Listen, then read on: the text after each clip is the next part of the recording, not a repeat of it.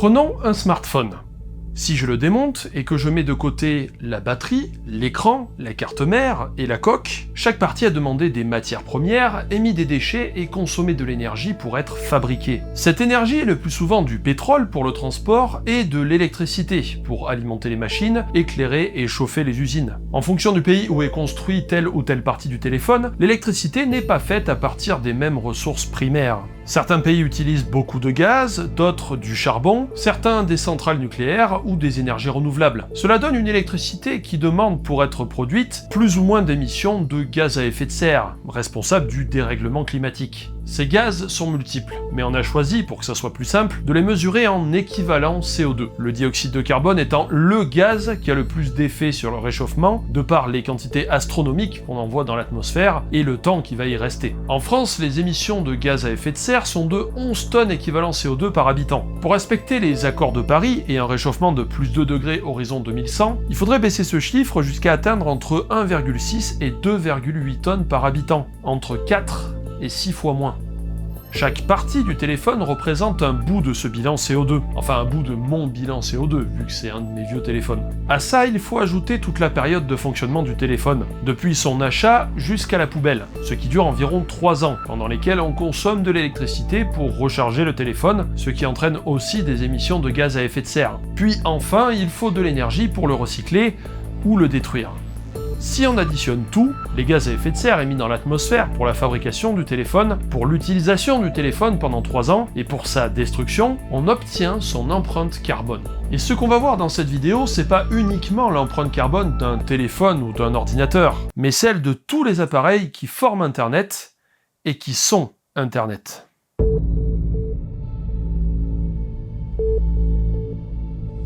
Et salut amis bidouilleurs et bidouilleuses. Cette vidéo est faite en partenariat avec Engie qui agit pour aider ses clients à réussir leur transition énergétique et qui diminue sa propre empreinte carbone, notamment dans son usage du numérique. Étant donné que je voulais faire cette vidéo depuis pas mal de temps, ce partenariat tombe bien puisque c'est en adéquation avec ce que je vais développer. Pour nous, on va parler des émissions CO2 d'Internet, de la télévision numérique et du téléphone numérique. Et ensuite un exemple très concret d'impact en termes de gaz à effet de serre pour se faire une idée à notre échelle. Et on va aussi se poser beaucoup de questions. Vous allez voir que le problème n'est pas si évident que ça. Bon alors déjà, le souci, vous l'avez peut-être sans doute remarqué, c'est que Internet, c'est gros. Cisco, qui est une entreprise spécialisée notamment dans le matériel réseau, et qui fait aussi des rapports de référence sur Internet, explique que nous sommes entrés depuis 2016 dans l'ère du zettabyte. C'est-à-dire qu'à partir de 2016, le volume de données échangées sur Internet a dépassé 1 zettabyte, soit 1 trillion de gigaoctets. Si on voulait tout stocker dans des disques durs de 1000 gigas comme celui-ci, donc 1 Tera, il en faudrait de quoi faire un cube plein de 14 km de long par 2,5 km de haut. Ouais, là ça fait un bon gros NAS. Mais ça c'était en 2016. En 2022, le trafic internet sera de 4,8 zettabytes. Une croissance exceptionnelle due notamment à l'explosion de la vidéo et du streaming, qui représente plus de 70% de la bande passante. On peut donc se poser légitimement la question de l'impact écologique de tout ça, c'est pas déconnant. En tout cas, j'en connais un, ça a pas l'air de trop l'inquiéter. Et on peut découper le problème en 3 parties. Ce qu'on va appeler d'un côté les clients, c'est-à-dire les utilisateurs d'Internet, en gros. Dans cette catégorie, on met tous les appareils qui sont connectés. Donc smartphone, tablette, PC, bref, tout ce que vous utilisez pour regarder cette vidéo. Ce graphique représente le nombre total d'appareils dans le monde connectés sur Internet en fonction de l'année. On voit que les smartphones continueront à être de plus en plus nombreux, on va y revenir, et la part des PC reste stable, voire diminue. La télé augmente, ce qui est normal puisqu'il y a de plus en plus de télé connectées. Mais on a aussi une catégorie qu'on a tendance à oublier, qui sont les objets connectés. Actuellement, en 2020, les objets connectés, c'est tout ce qui concerne les maisons connectées, les villes connectées, les voitures connectées, les objets connectés pour la santé, tout ce qui est utilisé pour la gestion des stocks et la livraison, etc.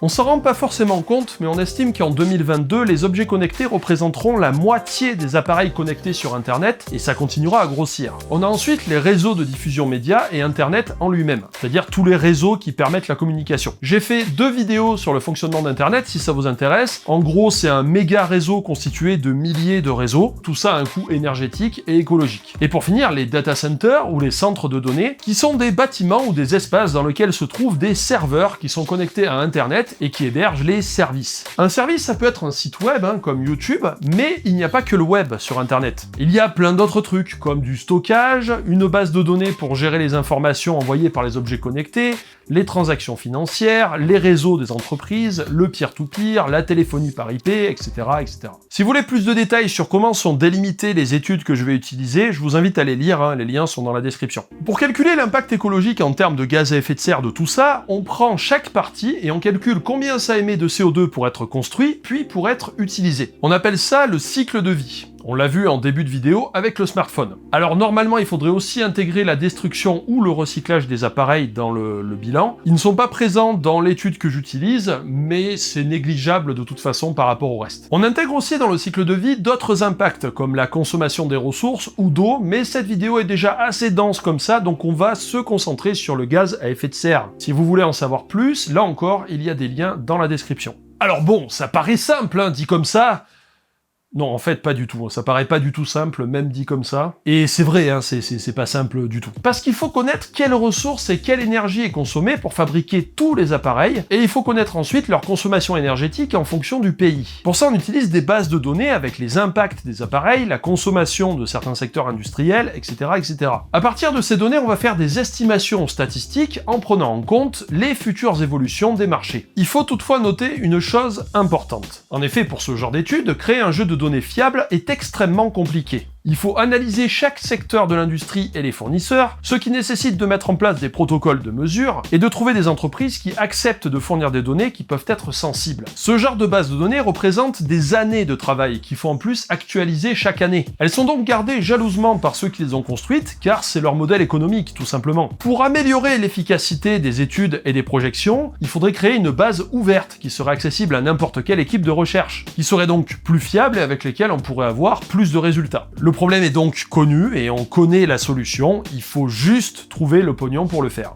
L'étude que j'utilise pour la suite, parue dans Sustainability, se base sur ses propres données. Green IT, une think tank spécialisée dans la sobriété numérique, utilise ses propres données. Le Shift Project, une think tank française avec Jean Covici dedans, utilise une base d'Andrae et Edler de 2015, actualisée jusqu'en 2017 par leurs soins. Andrae étant une des références dans le domaine. Bref, à partir d'une base de données, donc, on va calculer l'impact des parties d'un appareil. Un smartphone, c'est un écran d'une certaine taille, une carte mère, une batterie, etc. On fait les calculs de coûts de production en équivalent CO2 de toutes les parties, puis on multiplie par le nombre d'appareils. Pour un téléphone, par exemple, son cycle de vie oscille entre 60 et 80 kg d'équivalent CO2. C'est une moyenne, car ça varie en fonction du téléphone, mais on reste dans les mêmes ordres de grandeur, et surtout on constate toujours une chose très importante. Ce qui pollue pour un téléphone portable, c'est sa construction, et de très loin. Pour la suite de la vidéo, j'inclus aussi dans la construction les émissions liées à l'extraction des minerais et le transport. En effet, son utilisation sur 3 ans ne représente qu'une petite partie de l'émission globale de CO2. Et si on est en France, on peut diviser cette partie par 10, car l'énergie électrique est 10 fois moins carbonée que la moyenne mondiale. Cocorico. Voici la même analyse pour les principaux appareils de communication qu'on a dans la maison, hors objets connectés. En gris, on a l'empreinte en équivalent CO2 de la construction de l'appareil, et en jaune, l'empreinte de la consommation pendant sa durée d'utilisation. En vert, j'ai rajouté la consommation de l'appareil par rapport à la moyenne du mix électrique européen, et en bleu s'il est branché sur le réseau électrique français. Une télé, par exemple, émet en moyenne 900 kg de CO2 dans sa vie, estimée à 7 ans. Et on voit que la part de la consommation dépend énormément du pays dans lequel on se trouve. Globalement, c'est avant tout la construction qui va émettre le plus de CO2. L'étude utilisée pour cette partie de la vidéo sépare d'un côté le secteur média, donc télévision, console, hi-fi et accessoires, et de l'autre le secteur information et technologies de communication, comme Internet et le téléphone.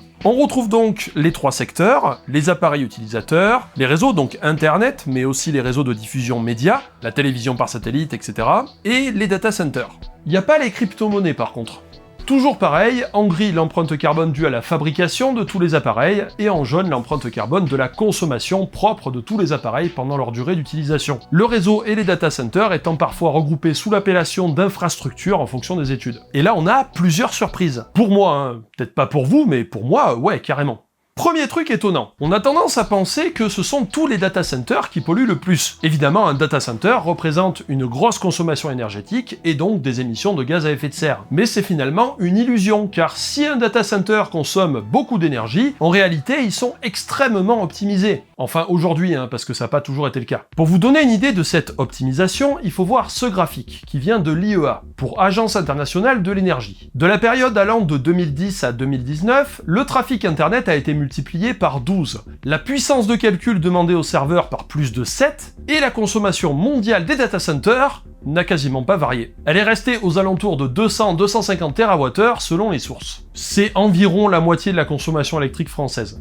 Il y a beaucoup de choses à dire là-dessus. Alors comment expliquer une telle différence? Comment ça se fait que les serveurs consomment toujours la même chose alors qu'on leur demande de faire beaucoup plus de choses? La première réponse qui nous vient à l'esprit, c'est l'amélioration de la puissance informatique. Cette amélioration est représentée par la fameuse loi de Moore, qui veut que environ tous les 2 ans, la puissance des processeurs soit multipliée par 2. Mais l'IEA explique que ce n'est pas dû qu'à l'augmentation de la puissance informatique. Il y a plusieurs autres facteurs qui rentrent en jeu et qui ont été déterminants ces dernières années. Au lieu que chaque entreprise ait ses serveurs à elle migre depuis plusieurs années vers des serveurs mutualisés avec d'autres entreprises dans des méga data centers qui pratiquent ce qu'on appelle l'hyperscale computing. Ça en jette comme nom. Pour schématiser, c'est la mutualisation des ressources et la virtualisation. C'est le développement du cloud, quoi.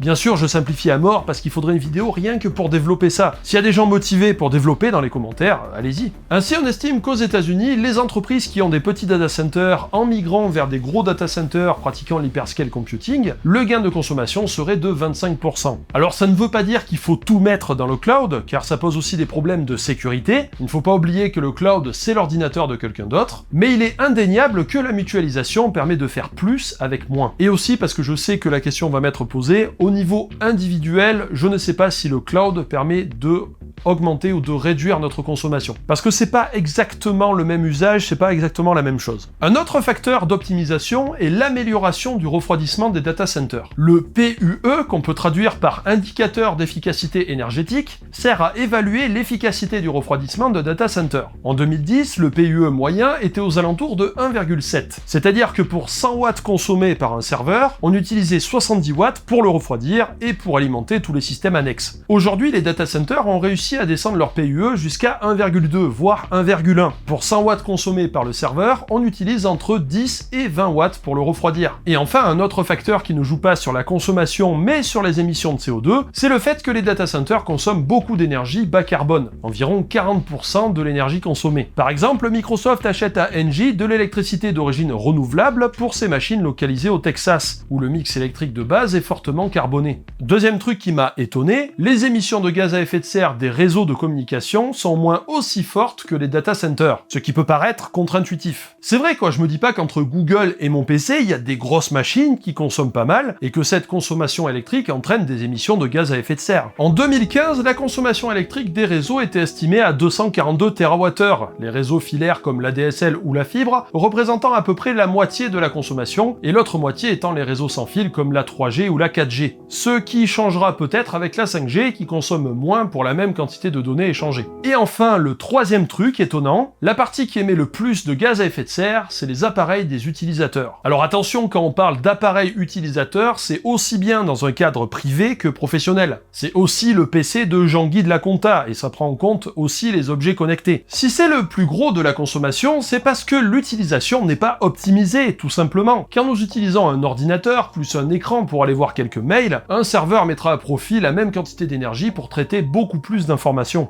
Si on rassemble tous ces secteurs, on obtient des émissions totales de l'ordre de 420 millions de tonnes pour les médias et 730 pour les technologies de communication et d'information. Le tout pour un grand total de 1150 millions de tonnes d'équivalent CO2 tout cumulé, soit 2,5 fois les émissions de CO2 de la France métropolitaine hors importation et environ 2,8% des émissions de CO2 mondiales. Quand j'ai vu ces résultats, je me suis posé la question de savoir si on retrouvait les mêmes dans d'autres études. Du côté du Shift Project, on retrouve à peu près les mêmes estimations. J'ai trouvé aussi un autre article qui estime l'évolution des émissions Horizon 2040, paru dans la revue Journal of Cleaner Production, qui est plutôt bien classé sur ces questions. Les chiffres sont un peu plus élevés, de l'ordre de 3% des émissions mondiales, ce qui fait environ 1200 millions de tonnes d'équivalent CO2. Donc, en comparant les études, on voit qu'on tombe à peu près sur le même résultat. Et oui, je sais que le Shift a été critiqué, c'est aussi pour ça que je base ma vidéo sur des chiffres de différentes sources, les chiffres précédents et suivants ne sont pas d'eux.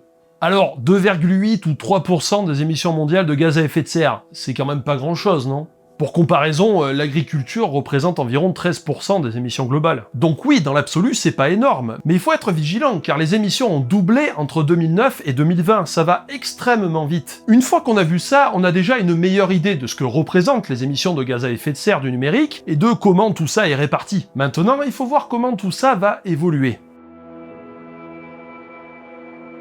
Petite précision avant de continuer. On va parler de pourcentage des émissions globales, donc de tout l'équivalent CO2 qu'on envoie dans l'atmosphère. Tous ces chiffres sont basés sur les émissions actuelles.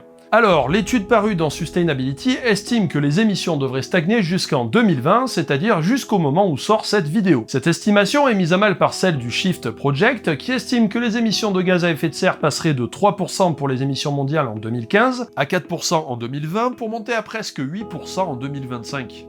L'autre étude que j'utilise propose quant à elle deux profils de courbe horizon 2040. D'après les auteurs, la plus réaliste est la courbe exponentielle, qui pourrait mener de 3% des émissions en 2020 à 14% des émissions en 2040. 14%, ça voudrait dire que le numérique consommerait autant que le secteur de l'agriculture aujourd'hui. C'est inenvisageable si on veut tenir les engagements climatiques. Le rapport de Green IT parle quant à lui d'émissions multipliées par 3,5 entre 2010 et 2025. Et bien sûr, je ne parle pas des autres impacts qui suivent avec, comme la raréfaction de certains minerais due au remplacement des appareils. En revanche, les émissions horizon 2040 sont plus à voir comme une tendance et pas comme une prédiction. Il faut comprendre ces chiffres comme si on continue comme ça, on atteindra ce chiffre, et pas on va atteindre forcément ce chiffre. Car nous, comme les auteurs des études, on sait bien que la technologie aura largement évolué en 2040. Car même si on peut savoir ce qui se prépare dans les laboratoires pour les 5 ans à venir, savoir les usages majoritaires, c'est une autre histoire. Par exemple, Cisco estime que le streaming en réalité virtuelle en Ultra HD sera ce qui prendra le plus de bandes passantes dans le futur. Pourtant, la VR a pas si bien marché pour l'instant, alors que beaucoup disaient il y a quelques années que ça serait le futur du jeu vidéo.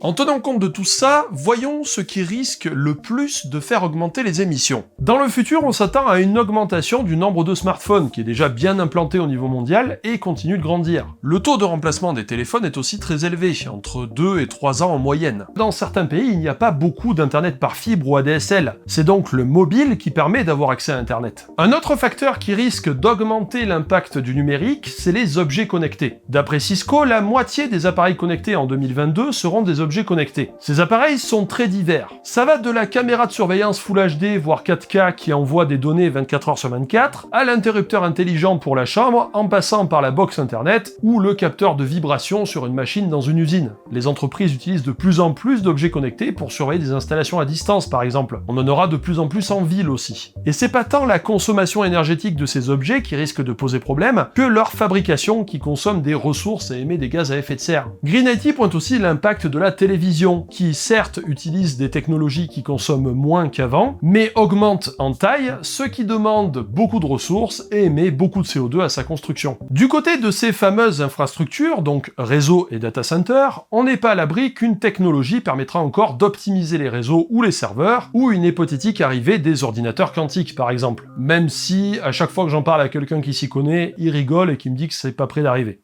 Donc les ordinateurs quantiques, apparemment, c'est pas pour demain. En tout cas, ce qui est sûr, c'est que la demande, elle, sera bien là, et beaucoup plus forte. On peut penser au développement futur du cloud gaming, comme on en a déjà parlé, de la généralisation des flux vidéo 4K, voire 8K, etc., etc. Et je sais que c'est un point assez compliqué du débat. Sur Twitter, j'ai eu beaucoup d'arguments en faveur de l'amélioration technologique des infrastructures, qui suivra la cadence. Au Shift Project, on estime qu'il n'y aura pas de rupture technologique d'ici au moins 10 ans, et qu'on serait au début d'une courbe exponentielle de la consommation des infrastructures. Pas parce que le matériel ne s'améliore plus, il continuera à s'améliorer, mais parce que les améliorations ne suivraient plus. Certaines optimisations touchant leurs limites, le refroidissement par exemple. Sans rentrer dans le débat technique, parce que sinon on s'en sortirait pas, une étude faite cette année par Andrae montre que la consommation des data centers serait à la hausse au mieux à partir de 2025, au pire à partir de maintenant. et puis accélérerait en 2025. Une autre étude, citée par l'IEA, publiée dans Science en 2020, montre que la consommation des data centers resterait stable, même avec un doublement de la puissance de calcul par rapport à 2018. Doubler la puissance de calcul par rapport à 2018, si on regarde les projections qui sont faites, ça nous mène à 2025 à la louche. C'est compliqué de se faire un avis parce que je ne vois pas de consensus se dégager, et je veux pas jouer les faux experts en tranchant pour l'un ou pour l'autre. En revanche, il y a une chose dont on est sûr, comme on l'a vu, le principal impact des infrastructures est la consommation d'électricité. Et cette consommation peut être assurée par des énergies bas carbone, ce qui mitigerait fortement l'impact carbone d'une éventuelle croissance de la consommation du secteur. Bon, tous ces chiffres, tout ça, c'est bien beau, mais c'est vrai que c'est compliqué de se faire une idée. Par exemple, cette vidéo-là, elle représente quoi en termes d'émissions de gaz à effet de serre? C'est intéressant de prendre la vidéo comme exemple parce qu'elle représente plus de 70% du trafic total sur Internet. Disons que la durée de cette vidéo sera de 20 minutes. Enfin, vous savez, mais moi je sais pas encore parce que je suis en train de tourner là. Et de quoi? La vidéo, elle fait 20 minutes ou pas? Écoute, tu sais très bien qu'on peut pas remonter le temps grâce à la magie du montage. On en a parlé à des physiciens, ils ont dit que c'était pas possible. Ok, bon alors, disons 20 minutes. L'Agence internationale de l'énergie met à disposition un calculateur qui permet d'estimer les émissions de CO2 en fonction de l'appareil, du réseau et du pays où on se trouve. Attention, seule la consommation est prise en compte, pas la construction des appareils. Ce qui est dommage, car comme on l'a vu, pour les appareils côté utilisateur, c'est clairement la construction qui émet le plus de gaz à effet de serre, mais bon, ça permet déjà de se faire une idée. Voici quelques résultats que j'ai piochés. Je vous invite à faire des tests, c'est assez intéressant. Si vous regardez en France cette vidéo en HD sur un smartphone connecté à la 4G, l'empreinte serait de 8 grammes d'équivalent CO2. Si vous passez en Wi-Fi sur votre box à la maison, par exemple, on passe à 2 grammes. Par contre, si vous regardez cette vidéo sur une télé LED 50 pouces en Wi-Fi, l'empreinte passe à presque 4 grammes. Pour un ordinateur portable sur le Wi-Fi, on est à 2,4 grammes. Même si la construction n'est pas prise en compte, on est sur quelques grammes pour une vidéo. C'est relativement peu. 1 km de voiture, c'est aux alentours de 100 grammes de CO2 par exemple. Voici maintenant les mêmes chiffres, mais dans un autre pays. J'ai pris l'Australie. Et c'est là qu'on voit l'effet impressionnant du mix électrique du pays dans lequel on se trouve. C'est simple, il y a un facteur de 10 entre les deux. Si on veut regarder l'empreinte d'un mail ou d'une page web, on est largement en dessous de ces chiffres, car c'est beaucoup moins lourd qu'une vidéo et demande beaucoup moins de puissance serveur. Ce qu'on peut conclure avec ces chiffres, c'est que l'impact du numérique sur le climat dépend principalement de la construction de l'appareil qu'on utilise et de la qualité de l'électricité qu'on consomme. C'est-à-dire si elle est faiblement carbonée ou pas. Et pour ce dernier point, en France, on a plutôt de la chance. Toutefois, il y a une question qu'il faut se poser, et je suis sûr qu'il y en a beaucoup qui sont prêts à envoyer un commentaire. Quand je dis qu'une vidéo, c'est X grammes d'équivalent CO2, est-ce que ça veut dire que si je ne regarde pas la vidéo, j'empêche ces X grammes d'être émis? Eh ben la question, elle est pas vite répondue, les gens. Et oui, parce que c'est pas aussi simple que ça en a l'air. Le réseau ou les serveurs sont tout le temps en fonctionnement. Et si on a 2 fois plus de trafic, ça ne veut pas forcément dire qu'on a 2 fois plus de consommation électrique. En réalité, les calculs qu'on a faits ne veulent pas dire si je regarde pas une vidéo, je gagne X CO2, mais plutôt, sachant l'impact CO2 de YouTube, ramené à une vidéo, ça représente X CO2. Si vous voulez, c'est un ordre de grandeur, car le réseau ou les serveurs de YouTube fonctionnent même si je ne regarde pas cette vidéo. Le réseau et les serveurs sont dimensionnés pour les pics de demande, le soir quand tout le monde est posé devant Netflix par exemple. Si on voudrait avoir un impact significatif, il faudrait que la demande en vidéo baisse globalement. Par exemple, si on impose les vidéos en 720p sur smartphone, la charge serveur et le trafic réseau sans fil baissera, ce qui aura un impact à moyen terme sur les infrastructures. Moins d'antennes, remplacement du matériel moins important, gain de stockage, etc. Mais je sens que certains d'entre vous sont toujours en train de tortiller devant leur clavier, les doigts proches des touches, prêts à lâcher un commentaire. Oui, je te vois, toi, là. On en parle quand des économies de CO2 engendrées par le numérique? C'est vrai, Internet ou mon téléphone, il me fait déjà économiser du CO2. Au lieu de s'envoyer du courrier, on s'envoie des mails. Un film sur Netflix et un DVD, plus un lecteur de DVD économisé. La musique dématérialisée, pareil. Plus besoin de CD, donc de la logistique qui va avec, sans compter les déplacements. On remplit des PDF numériques sans les imprimer. Oui, pas toujours, des fois il faut imprimer le PDF pour le remplir et renvoyer un scan. Mais on y arrivera un jour, hein, je garde espoir. Mais là j'anticipe une deuxième vague de commentaires qui vient en réaction à la première. Ça commence à être une anticipation d'anticipation. C'est ça le métier de youtubeur professionnel. L'effet de rebond gros. T'en fais quoi de l'effet de rebond? J'envoie infiniment plus de mails aujourd'hui que de courriers avant. Au lieu de me poser 2 heures pour regarder un film, je binge-watch sur YouTube toute la journée et j'enchaîne les séries. Je laisse tourner la musique toute la journée, même quand je ne suis pas là. Et je remplis toujours plus de documents administratifs. Je sais pas si c'est à noter dans la case effet rebond, parce que c'est pas parce que ça coûte moins cher que j'ai envie d'en faire plus. Bah en fait, c'est juste que le numérique permet de faire des choses qu'on pouvait pas faire avant, et de faire certaines choses beaucoup moins chères que ce qu'on faisait avant, et donc bah ça s'est développé dans ce sens-là, tout simplement. Eh ben, figurez-vous qu'il y a des études sur le gain ou pas du numérique en termes de gaz à effet de serre en fonction de certains secteurs. Oui, je sais, il y a des études sur tout, mais me cassez pas mes effets comme ça aussi. Un récent papier fait le résumé des études qui ont été faites sur la numérisation de différents secteurs et regarde l'impact en termes d'émissions. La conclusion est que les gains sont plutôt positifs, de l'ordre de 70% d'émissions en moins dans les secteurs des publications scientifiques, de l'information ou de la musique. Mais en conclusion, les auteurs expliquent que c'est difficile de déterminer clairement si on a un gain ou pas. On a tendance à penser que Internet a remplacé les journaux par les sites de presse, la musique par les sites de streaming musicaux, etc. Mais ça, les gens, c'était à l'époque du Minitel, où on prenait un truc comme l'annuaire et on créait l'équivalent de l'annuaire sur le Minitel. Aujourd'hui, c'est beaucoup plus nuancé que ça. Rien que YouTube, par exemple. C'est ni la télé, ni un club de vidéo amateur. Il n'y avait pas d'équivalent avant Internet. Les différents lecteurs physiques étaient spécialisés avant. La télé pour la vidéo, la chaîne hi-fi pour la musique, la radio, pour la radio. Aujourd'hui, on peut tout faire sur le téléphone ou sur le PC. Et puis, l'effet rebond, c'est quelque chose d'assez compliqué à prendre en compte. C'est pas un truc magique qu'il faut appliquer à toutes les sauces, en disant « ouais, il y a l'effet rebond, donc forcément, ça va revenir comme avant ». C'est beaucoup plus compliqué que ça.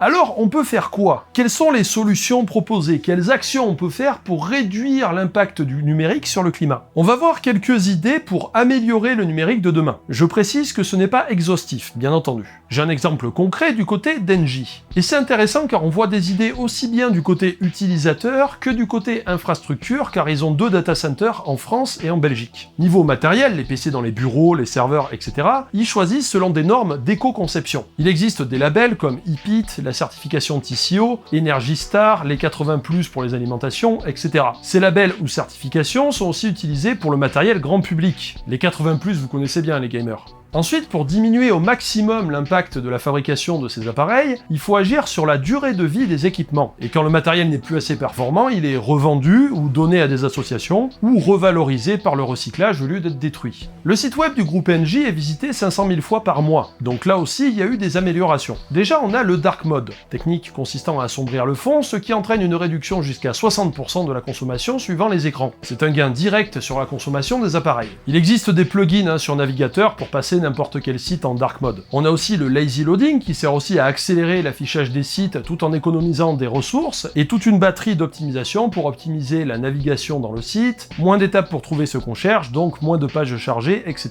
etc. Donc là, on a des gains d'échelle, puisqu'il y a beaucoup de visites. Si on arrive à optimiser un tout petit peu chaque visite, à la fin, on a une grosse optimisation. Si on passe du côté des infrastructures, donc les data centers d'Engie en France et en Belgique, la réduction de leur empreinte CO2 est passée par une optimisation de la surface occupée, la réutilisation de la chaleur émise par les machines, une optimisation du parc serveur avec des machines plus modernes et moins énergivores. Les machines plus anciennes ont été recyclées et ont trouvé une deuxième vie. On peut aussi noter le passage d'une partie des services dans le cloud avec mutualisation des ressources, comme on a vu précédemment. Voilà, donc ça c'est concrètement le type de mesure qu'on peut mettre en place pour une entreprise. On peut aussi rajouter l'utilisation d'objets connectés pour la surveillance des installations dont Engie assure la maintenance, ce qui permet d'économiser quotidiennement des centaines de kilomètres en voiture pour déplacer un technicien au pied d'une éolienne par exemple. Il s'agit donc pas de bannir le numérique, mais d'utiliser intelligemment le numérique pour réduire son empreinte carbone. En fait, il y a des tonnes de pistes à explorer qui sont plus subtiles que juste revenir au forfait limité. Par exemple, l'évolution ou le durcissement de la directive européenne de gestion des déchets électroniques, mise en place en 2005, qui pose le cadre du recyclage des appareils. On peut aussi s'appuyer sur des outils législatifs qui dépassent le cadre du numérique, comme la taxe carbone par exemple. L'optimisation logicielle est aussi une piste, déjà pour allonger la durée de vie des appareils, mais aussi pour agir massivement sur les volumes de données. Par exemple, changer le codec pour réduire le poids d'une vidéo. YouTube encode depuis peu ses vidéos en AV1, qui est un standard utilisé aussi par Netflix et d'autres plateformes. Ce codec réduit la taille des vidéos de 30 à 40% par rapport aux anciens codecs. On peut aussi parler du H266, qui a des performances encore supérieures. L'ombre au tableau de ces formats de vidéos, c'est qu'ils demandent beaucoup de puissance pour être lus. Ce qui est intéressant, intéressant avec la V1, c'est le fait que c'est un format libre, donc utilisable par n'importe qui. Les standards ouverts sont en effet une piste pour lutter contre le gaspillage numérique. Les optimisations comme la V1 se généraliseront plus vite. On peut aussi aller plus loin comme le propose GreenIT en ouvrant les API des objets connectés. Beaucoup d'objets connectés passent par un service propriétaire pour fonctionner. Si la boîte qui gère ces objets décide de fermer ou de ne plus assurer le service de ces objets, il devient inutilisable. L'idée c'est d'imposer des interfaces ouvertes pour pouvoir continuer d'utiliser les objets connectés. Le rapport de GreenIT propose aussi d'autres idées pour limiter l'impact du numérique. Je suis pas forcément d'accord avec tout, mais le rapport est disponible dans la description si ça vous intéresse. Voilà, ça c'est un tour rapide des solutions possibles, et comme je l'ai dit, il peut y en avoir d'autres.